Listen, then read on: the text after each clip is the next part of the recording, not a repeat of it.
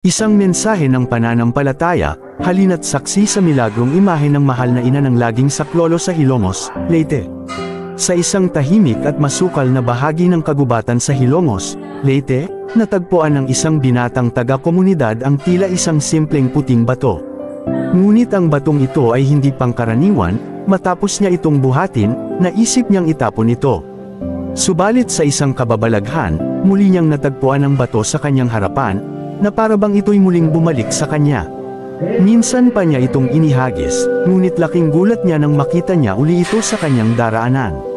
Sa huli, napagpasyahan niyang iuwi ang bato at itago.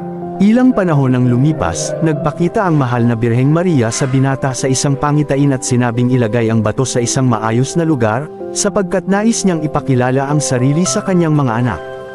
Sinunod niya ang utos ng mahal na ina, at hindi nagtagal, unti-unting lumitaw ang isang imahe sa bato. Bawat araw ay nagiging mas malinaw ang imahe, hanggang sa lumitaw ang anyo ng mahal na ina ng laging saklolo, kasama ang mga banayad na kulay asul sa kanyang larawan.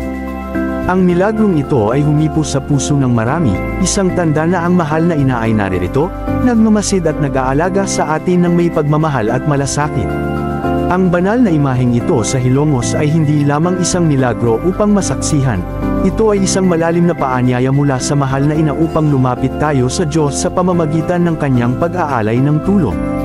Para sa mga bumibisita, ito ay isang makapangyarihang paalala ng lakas ng pananampalataya, isang bukal ng pag-asa, at isang tawag sa mas malalim na debosyon. Marami ang nakaramdam ng kapayapaan, paggaling, at muling sigla sa pananampalataya habang nakatayo sa harap ng milagrong bato, tila naririnig ang mahal na ina na nagsasalita sa kanila. Inaanyayahan namin kayo na bumisita sa banal na lugar na ito, upang masaksihan ang imaheng patuloy na lumilinaw at nagpapakita ng kanyang sarili. Tumayo sa harap ng batong ito na pinili ng mahal na ina upang ipakilala ang kanyang presensya.